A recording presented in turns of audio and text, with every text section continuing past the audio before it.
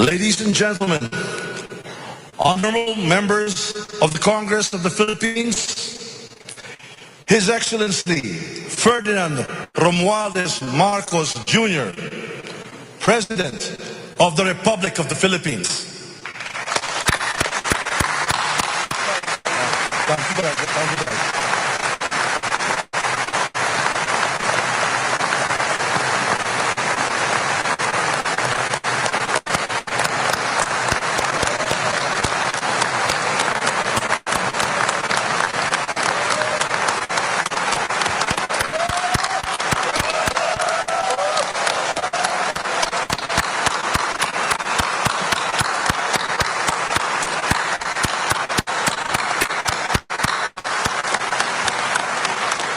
Vice President Sara Zimmerman Duterte, former Presidents Joseph Ejercito Estrada, Gloria Macapagal Arroyo, and Rodrigo Roa Duterte, Senate President Juan Miguel Zubiri, and the honorable members of the Senate, House Speaker Ferdinand Martin Romualdez, and the honorable members of the House of Representatives, Chief Justice Alexander Gesmundo, and the Honorable Justices of the Supreme Court, the Apostolic Nuncio, Most Reverend Charles John Brown, and the esteemed members of the Diplomatic Corps,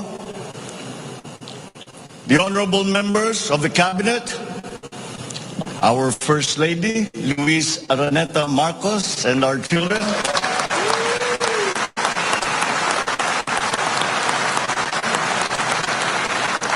distinguished guests, ang mga minamahal kong mga kababayan, ladies and gentlemen, magandang hapon po sa inyong lahat.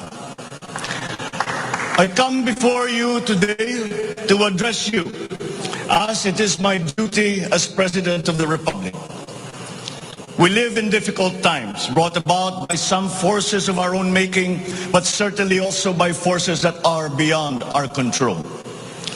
But we have, and we will continue to find solutions, and these are some of them.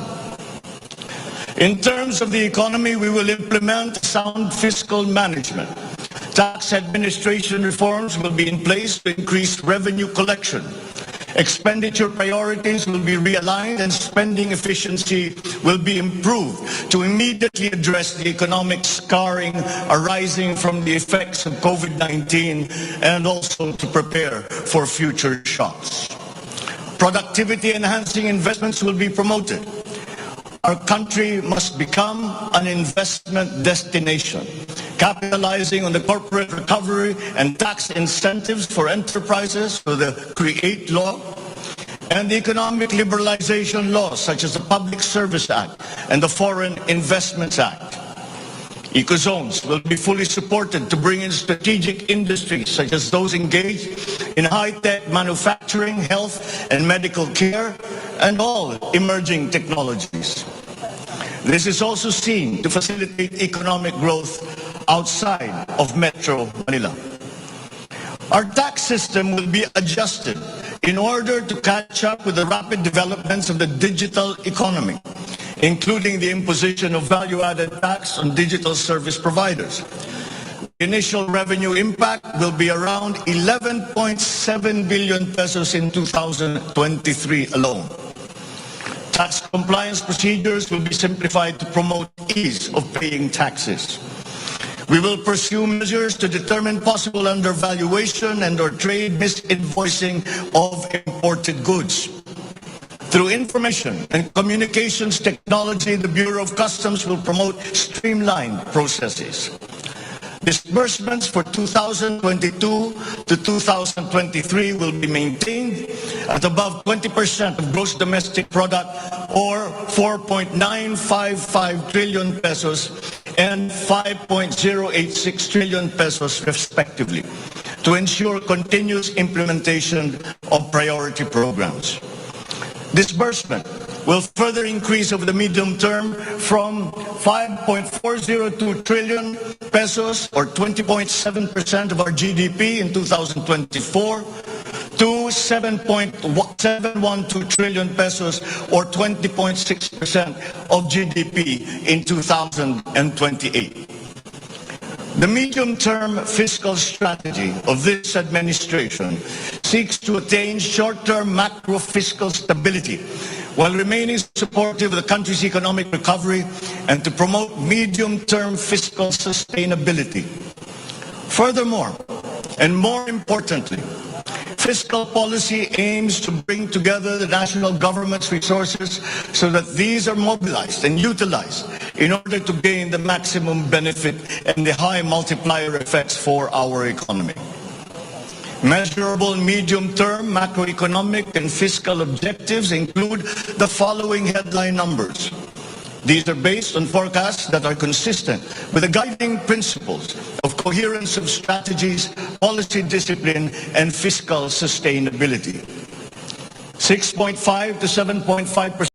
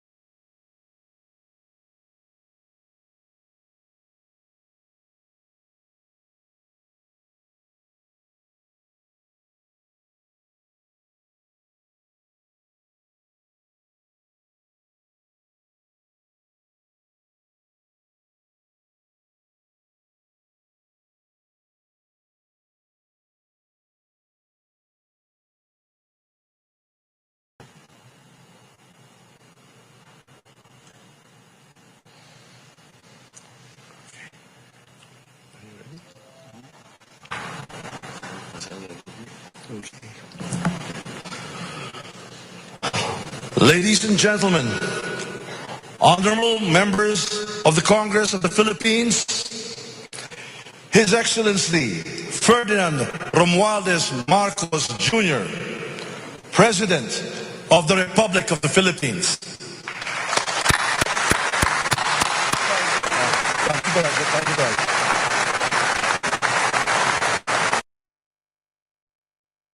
Of a medical reserve corps establishes a medical reserve corps under the Health and Emergency Management Bureau of the DOH. The MRC shall be composed of licensed physicians, medical students who have completed their 4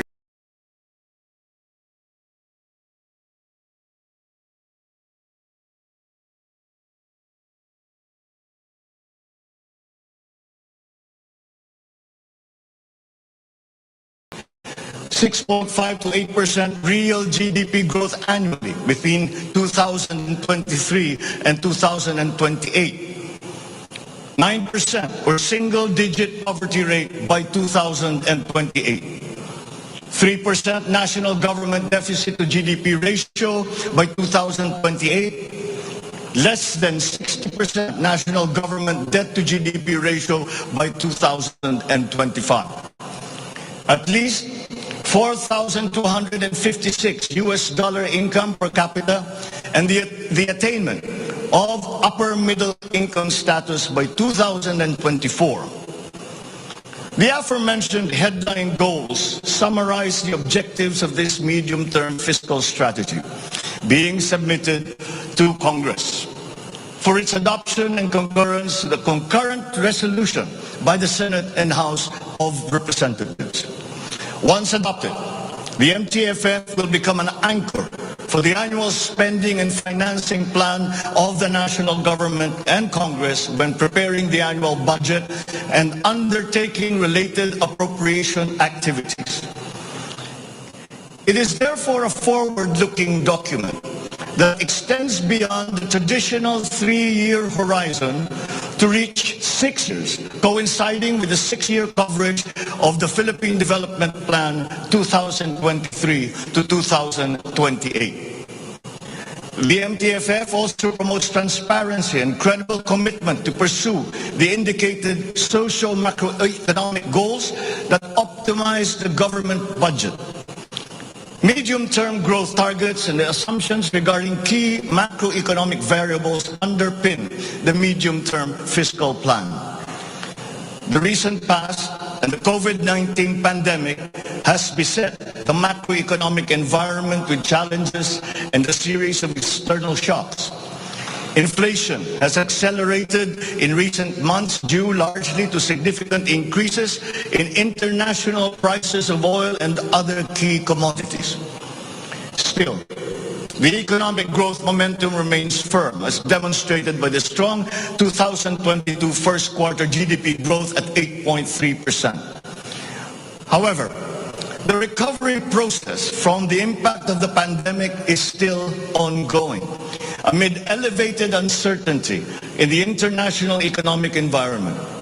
Revisions in the macroeconomic assumptions incorporate these challenges and most recent economic developments, leading to upward adjustments in the following: inflation rate for 2022 to 2023, foreign exchange rate for 2023 to 2025, and goods and services imports growth for 2022.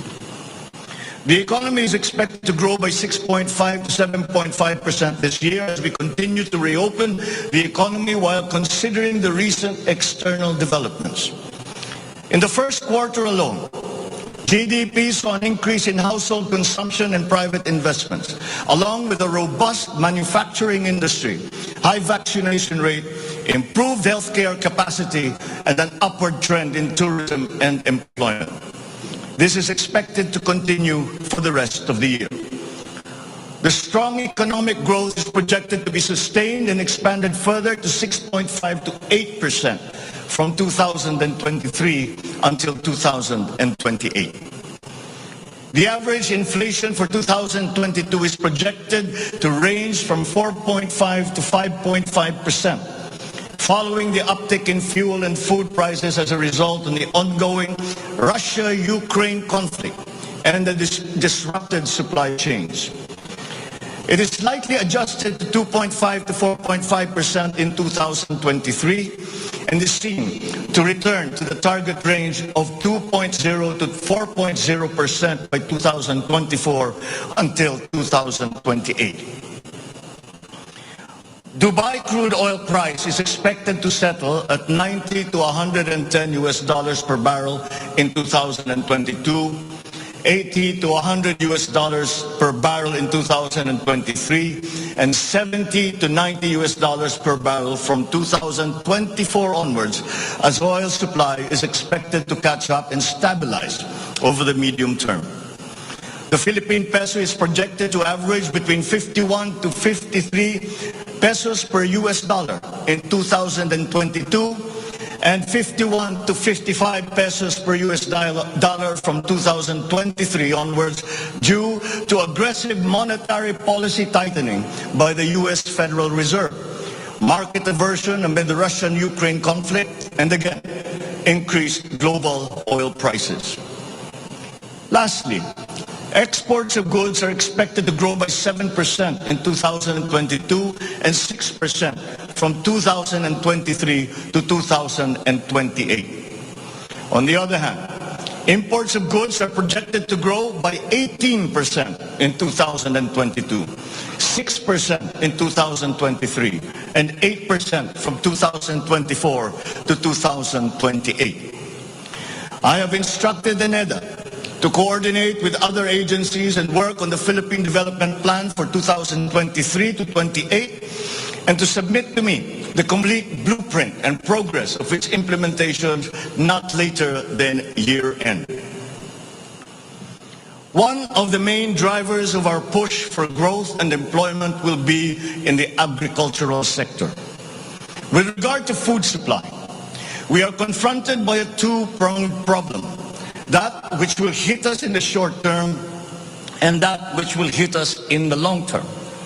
Tayo ay nahaharap sa mga problemang kagyat nating mararamdaman at mga hamong pangmatagalan. Ang mga suliraning agarang mararamdaman ng ating mga kababayan ay ang posibilidad ng tuloy-tuloy na pagsipa ng presyo ng pagkain at kakulangan sa supply ng ating pagkain. upang masuportahan ang mabimili para mapanatili ang kanilang purchasing power o kapangyarihan sa pagbili. Isinapinal ng Department of Agriculture ang planong taasan ang produksyon sa susunod na panahon ng pagtanim o planting season sa pamamagitan ng tulong pinansyal at teknikal. Magbibigay tayo ng pautang habang mas ilalapit natin sa sektor ng agrikultura ang hindi gaanong mahal na farm inputs na bibilhin na ng bulto ng gobyerno. Kabilang dito ang abono, pestisidyo, mga punla, feeds, fuel subsidy at ayuda para sa mga karapat-dapat na benepisyaryo. Para sa pangmatagalang solusyon, itataas natin ang produksyon ng mga kalakal at produktong pang-agrikultura. At para magawa ito, pagtitibayin natin ang tinatawag na value chain na nagsisimula sa mga magsasaka hanggang sa mga namimili. May mga bahagi ng value chain na sa ngayon ay kanya-kanya ang operasyon. Pagtibayin natin ang koordinasyon ng iba't ibang bahagi nito. Ang pagsasaliksik para sa mga makabagong paraan at ng pagtatanim at pag-aalaga ng hayop ay masusing gagabayan ng Department of Agriculture. Ang produksyon ng farm inputs o mga kakailanganin ng mga magsasaka sa pagpapalago ng kanilang sakahan ay ating iaayon sa mga hamong dala ng climate change at global warming. Mahigpit na pagsusuri ang gagawin ng ating mga eksperto tungo dito. Ang mga pautang at financial assistance sa mga magbubukid at mangingisda ay magiging institusyon at patakaran ng aking administrasyon.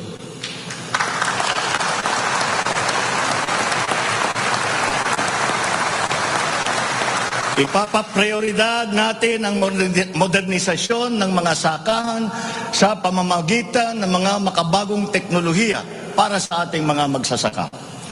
Atin palalawakin ang mga palaisdaan, babuyan at manukan.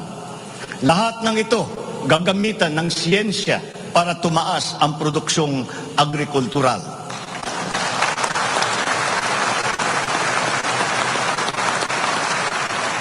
Maging ang post-production at processing ay susuportahan ng pamahalaan. Gagawa tayo ng national network ng farm-to-market road upang mas mabilis na mailakbay ng mga magsasaka ang kanilang mga produkto sa mga pamilihan. At gagawa tayo ng mga paraan upang maramdaman ng mga mamimili ang pagluluwag ng presyo ng mga produktong pagkain sa kayang halaga, gaya ng muling pagbubuhay ng mga Kadiwa Center.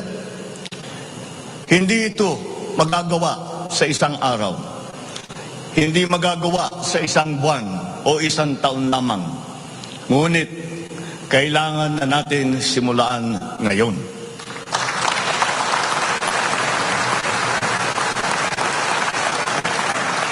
Ang Agrarian Reform Program ay dapat magpatuloy. Agrarian reform is not only about acquisition, but also about support services and distribution.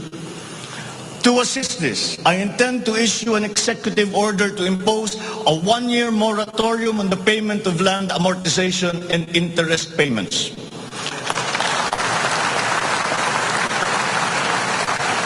This is included in Republic Act number 11469 or the Bayanihan to Heal as One Act. A moratorium will give the farmers the ability to channel the resources in developing their farms, maximizing their capacity to produce and propel the growth of our economy.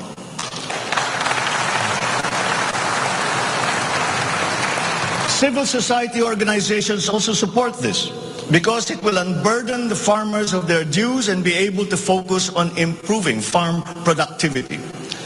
Congress must also pass a law that will emancipate the agrarian reform beneficiaries from the agrarian reform debt burden, thereby amending Section 26 of Republic Act 6657.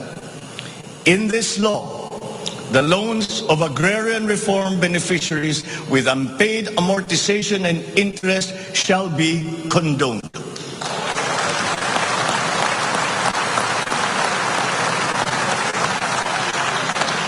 Layunin ng batas na ito ay burahin ang hindi mabayarang utang ng ating mga magsasaka na benepisyaryo ng agrarian reform.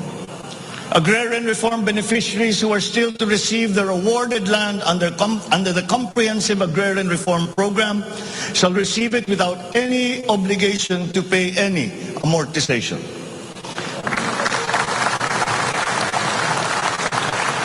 The condonation of the existing agrarian reform loan will cover the amount of 58.125 billion pesos, benefiting 654,000 agrarian reform beneficiaries and involving a total of 1.18 million hectares of awarded lands.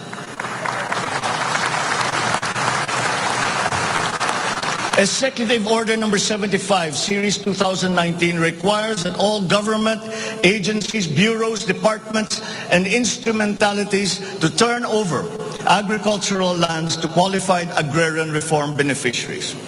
At present, we have a total of 52,000 hectares of unused agricultural lands of the government, which shall now be used for distribution to the following sectors in accordance with Section 40 of the Republic Act number 6657 as amended. Thus, landless war veterans, landless surviving spouse and orphans of war veterans, landless retirees of the Armed Forces of the Philippines and the Philippine National Police.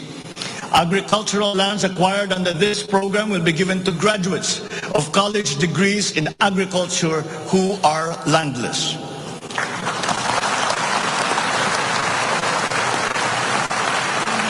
The call of the times is for the infusion of fresh and new blood in the agricultural sector. We need a new breed of farmers equipped with modern agricultural technology able to engage in sustained scientific farming that will not only increase farm yields but also resilience in the face of climate change.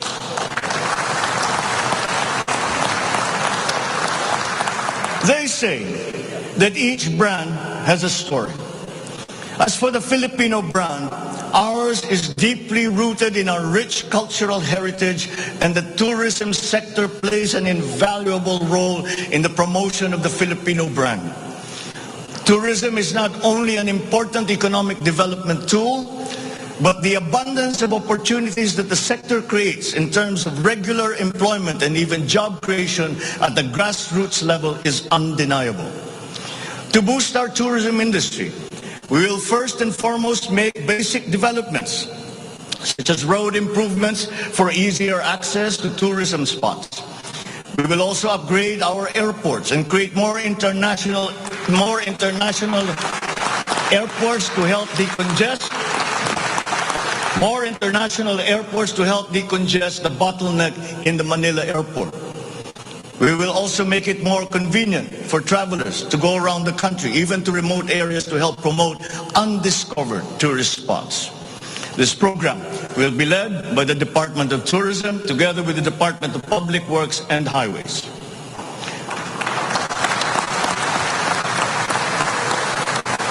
To foster the Filipino brand is to spark our sense of pride and reaffirm our strong sense of identity. It is time to welcome the rest of the world with an enhanced Filipino brand that is unique, attractive, and creative. The creativity of the Filipino is truly world-class. We excel in arts and culture, new media, live events, avenues which generate primary and downstream jobs for our creative and talented countrymen. Unfortunately, ang mga hanap buhay na ito ang unang pinadapa ng pandemya at ang pinakahuli namang makabalik sa normal. The creative industry likewise faces many challenges, including workplace conditions, working hours, intellectual property rights, and the welfare of our beloved freelancers who were left vulnerable during the height of the pandemic. We require an institutionalized creative industry that will advance the interest of its stakeholders. Sila na nagbibigay ng kaluluwa at pagkakilala sa ating pagka-Pilipino. Protektahan natin sila.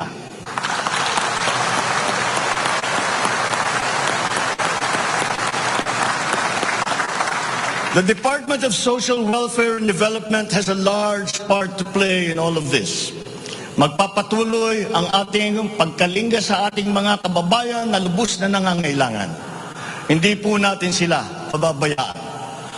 Mangunguna sa pag-aagapay sa kanila ang Department of Social Welfare and Development. Utos ko sa DSWD ang mabilis na pagtugon sa pangangailangan ng mga biktima ng kalamidad at mga iba't ibang krisis. Ang mga field office nila ay inatasan na maagang maglagat ng family food packs at non-food essentials sa mga LGU, bago pa man manalasa ang anumang kalamidad. Magdadagdag tayo ng mga operation center, warehouse at imbakan ng relief goods, lalo na sa mga malalayong lugar na mahirap marating. Titiyakin natin na maayos ang koordinasyon ng DSWD at Department of Human Settlements and Urban Development nang sa ganon madali ang pagpatupad ng Emergency Shelter Assistance Program para sa mga biktima ng kahit anong kalamidad.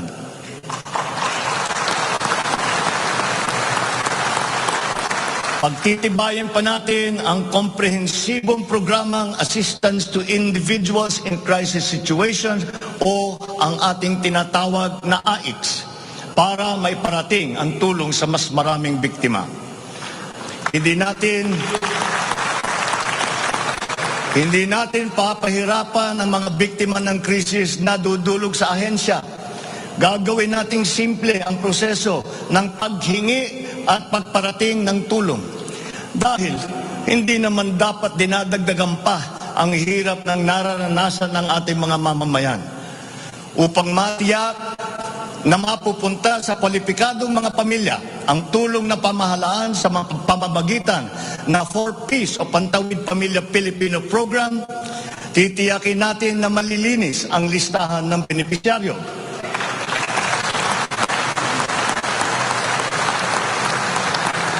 Higit na sa 1 milyong pangalan na ang nakapag-graduate na sa listahan. At nagagalak akong mabatid na sila ay nakakatayo na sa kanilang sariling paa. Kaugnay nito ay inutusan ko ang DSWD na pag-ibayuhin pa ang pagrepaso ng listahan upang maitutok ang pamimigay ng sapat na ayuda sa mga lubos na nangangailangang pamilya. Magpapatuloy ang supplemental feeding program para sa mga bata sa child development centers at supervised neighborhood play at lalo pa nating palalawakin sa taong 2023.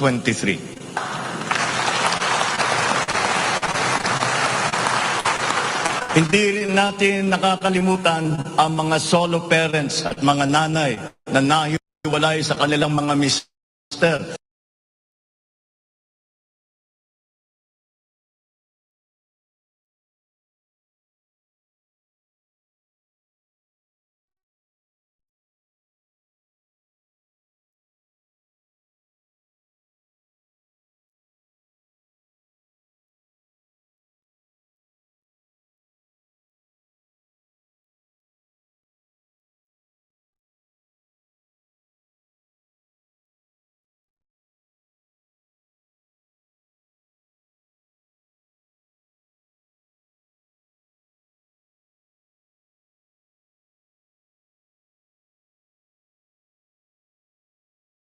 Graduates of medicine,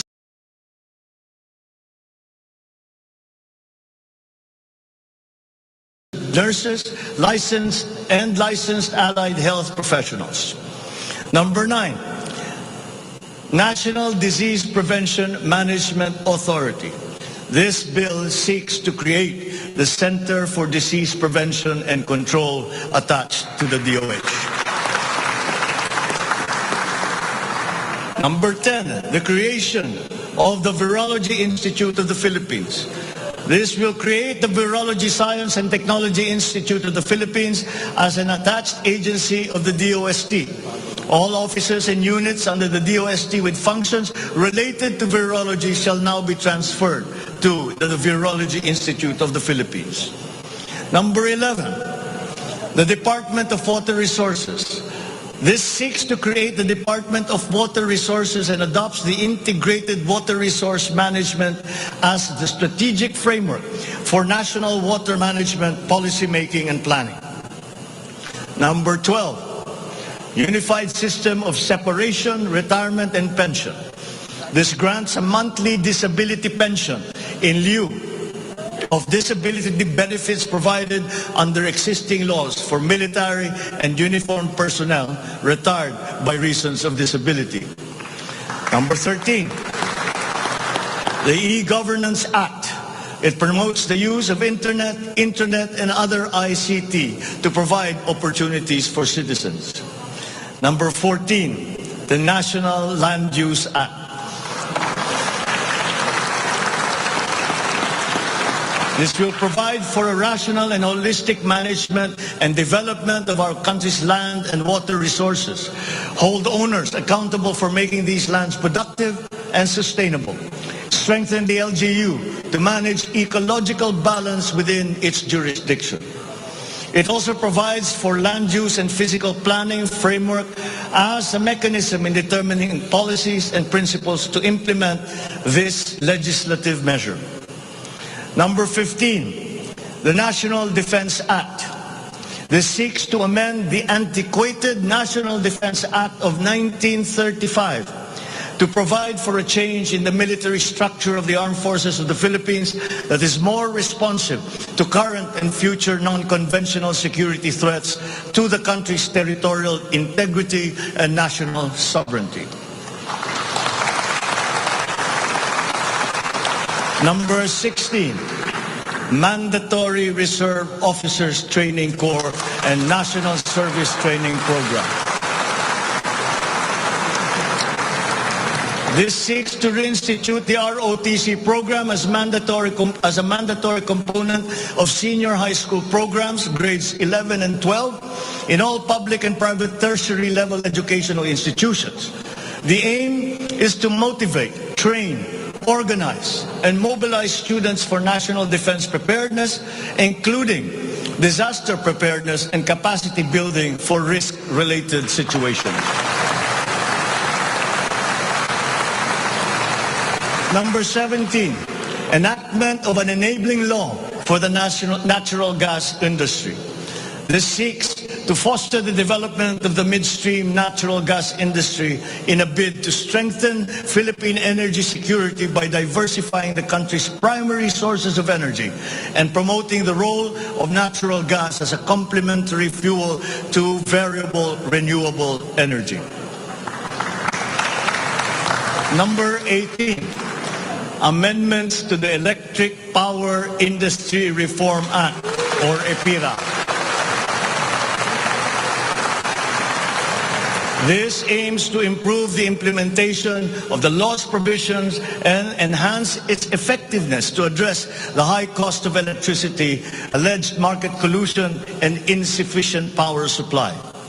The bill seeks to restructure the Energy Regulation Commission to foster accountability and improve the Commission's government system that would ensure consumer protection and in enhancing competitive operation of the electricity market.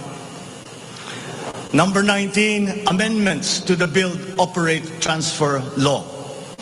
This seeks to improve the implementation of the public-private partnership program and to be able to direct the desired outputs and outcomes in line with the strategic development targets of the country. Specifically, the amendments seek to, 1, address the ambiguities in the existing law, 2, address the bottlenecks and challenges affecting the implementation of the PPP program, and 3, foster a more competitive and enabling environment for PPPs. To my fellow Filipinos, ang aking mga minamahal na kababayan, batid ko na hindi madali ang ating pinagdaraanan sa nakaraang higit na 2 taon. Alam ko rin na ang bawat isa sa inyo ay ginagawa ang lahat ng inyong makakaya upang patuloy na harapin ang lahat na pagsubok sa kasalukuyan. I do not intend to diminish the risks and the challenges that we face in this turbulent time in global history. And yet, I see sunlight filtering through these dark clouds. We have assembled the best Filipino minds to help navigate us through this global crisis that we are now facing. We will endure. Let our Filipino spirit ever remain undimmed.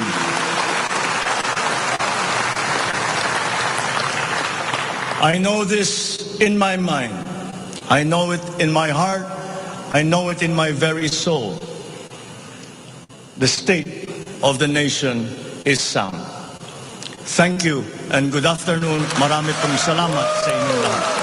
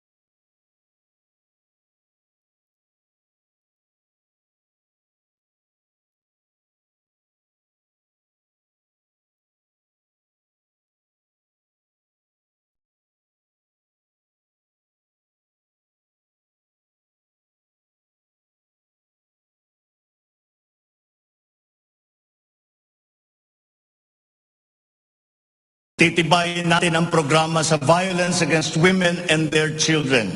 Kabilang na ang counseling para sa mga biktima, katuwang ang ating mga LGU. Tiyakin natin na sapat ang pondo sa halos 70 residential care centers at 7 non-residential care centers para sa vulnerable sectors at persons with disabilities na sumisilong dito. Sa ating sitwasyon ng pangkalusugan, nariyan pa rin ang banta ng COVID-19. Lalo't may mga nadidiscovering bagong variant ng coronavirus. Pero hindi na natin kakayanin ang isa pang lockdown. Wala na tayong gagawing lockdown.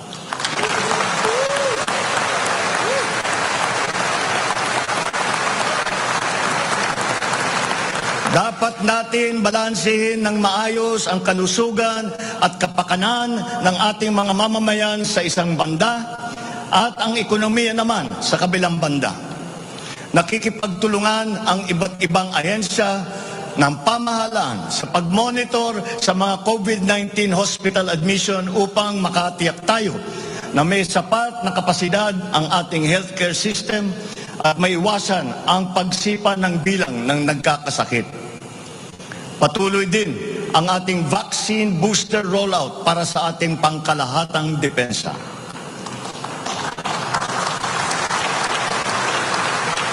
Sa ganitong paraan, kahit pa tumaas muli ang bilang ng mga COVID cases, mananatiling mababa ang bilang ng mga maospital at bilang ng mga namamatay. Sa pamamagitan nito, unti-unti rin tayong masasanay na nariyan ang virus pero hindi na seryoso ang banta sa ating buhay. Iaayon natin ang ating mga health protocols sa kung ano ang ating pangangailangan sa paglipas ng panahon at lalo pang iibayuhin ang kooperasyon kasama ang pribadong sektor upang tumaas pa ang kumpiyansa ng mga mamumunuhan nang sa gayon ay bumalik na tayo sa full capacity, lalo-lalo na ang ating mga negosyo.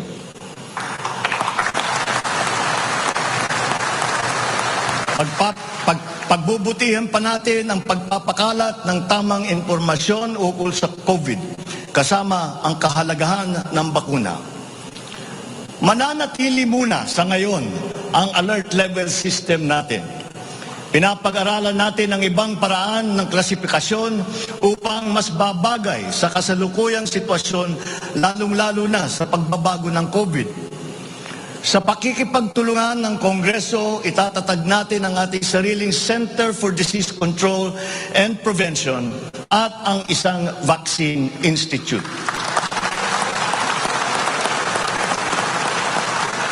Magtatayo tayo ng dagdag ng mga health center at ospital.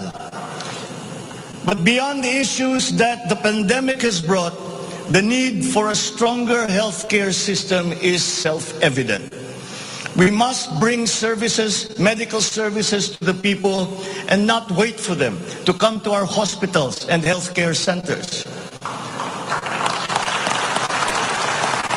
Napakinabangan natin ng gusto ang malalaking specialty hospital gaya ng Heart Center, Lung Center, Children's Hospital at National Kidney and Transplant Institute. Kaya maliwanag na hindi lang dapat dito sa National Capital Region kundi maging sa ibang parte ng bansa.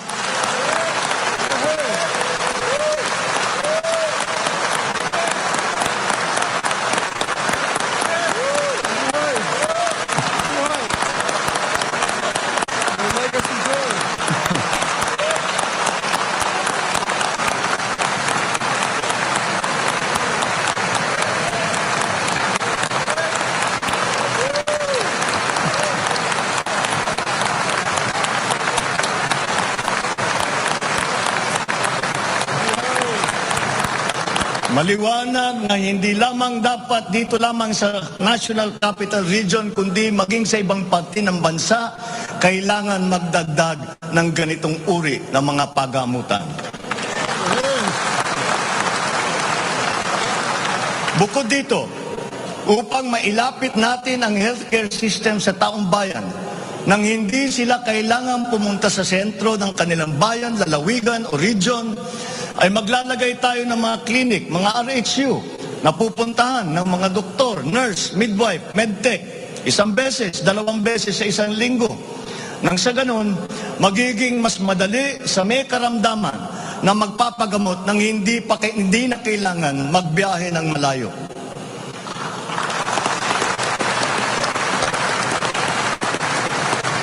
One of the cornerstones of a strong healthcare system is the provision of competent and efficient medical professionals. We will exert all efforts to improve the welfare of our doctors, our nurses, and other medical frontliners. Dapat din tayong magkaroon ng sapat na supply ng gamot na kinakailangan sa pang-araw-araw ng ating mga mamamayan. Sinimulan ko na ang pakikipag-usap sa mga kumpanya ng gamot dito sa Pilipinas at sa ibang bansa. Hinihikayat natin na buksan nila ang merkado upang bumaba ang presyo ng gamot.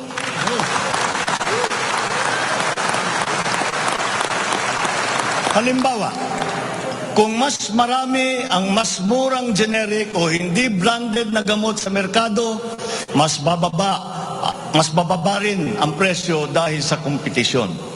Ang Department of Trade and Industry ay nakikipag-usap sa mga interesadong manufacturer ng generic drugs na papasok sa ating bansa.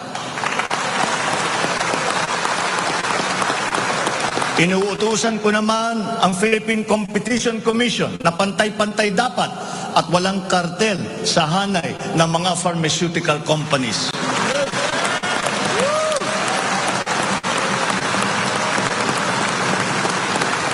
Dahil kapag bukas ang merkado, bababa ang presyo ng gamot para mapakinabangan ng ating mga mamamayan. This is one of the hard lessons that we learned when the pandemic struck, and therefore we must act on that shortcoming.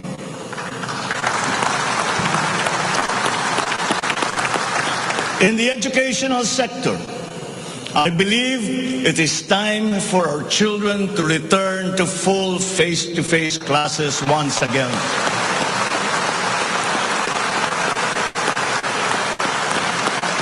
The Department of Education, led by our highly able Vice President Sara Duterte, is now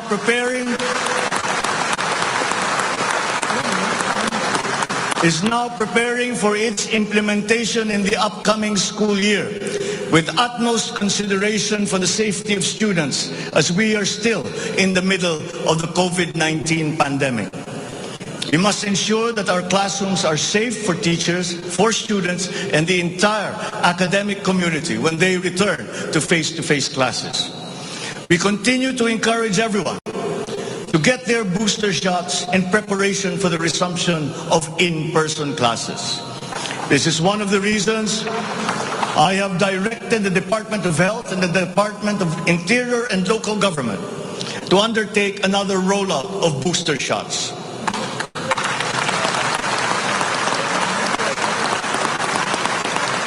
The condition and availability of schoolrooms for our students must also be addressed, again, in coordination with the Department of Public Works and Highways. Though some complications have arisen over the question of repair of school buildings in relation to the Mandanas Garcia ruling, this will be ironed out. We have been in discussion with local government leaders, governors and mayors in the last few weeks to determine with the LGUs what is actually practicable, what functions belong to the LGUs and what belong to the national government. There have also been lengthy discussions on the continuation and viability of the K-12 school system. We are giving this careful review, and all necessary inputs and points of view are now being considered. In the longer term, we are instituting a program of refresher courses and retrainings for our teachers so they can stay abreast of the rapid growth in technology, especially in this post-pandemic world. As for the horror stories that we have heard about the poor quality of educational materials and supplies that are being given to our schools, this must end.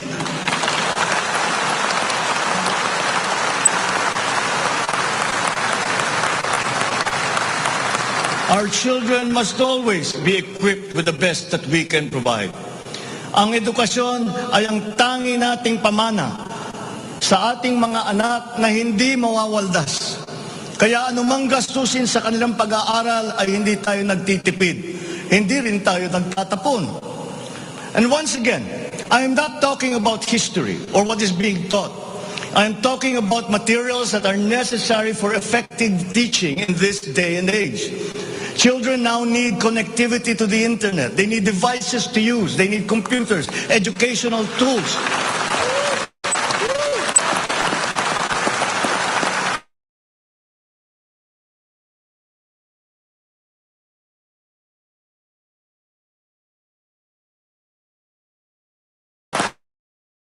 Digital comes to the so-called STEM subjects: science, technology, engineering, and mathematics. These skills, this knowledge, are necessary for our young people to be able to compete in a highly technological and competitive world. The raw talent is there in our young people. It is up to our educational system to develop and to refine that great pool of talent.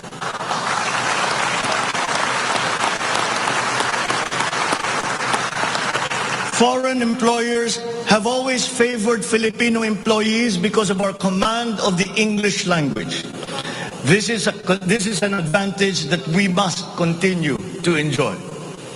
The internet has now become the global marketplace, not only for goods, services, but also for ideas, even extending to our own personal interactions.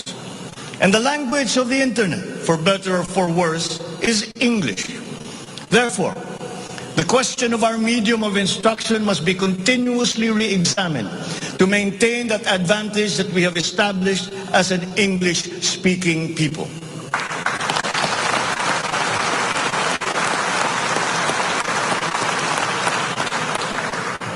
On a related subject, we are entering an age of exponential adoption of technology. It is the fourth industrial revolution. This will be characterized by the infusion of technology into almost every facet of our lives. Breakthrough technologies in the areas of quantum computing, artificial intelligence, nanotechnologies, the Internet of Things, robotics, self-driving electric vehicles, 3D printing, virtual and augmented realities, among others, that will radically transform the way business is done. The scale and the speed at which these innovations are introduced universally into our everyday lives and activities is unprecedented in our recorded history. We cannot stand idly by.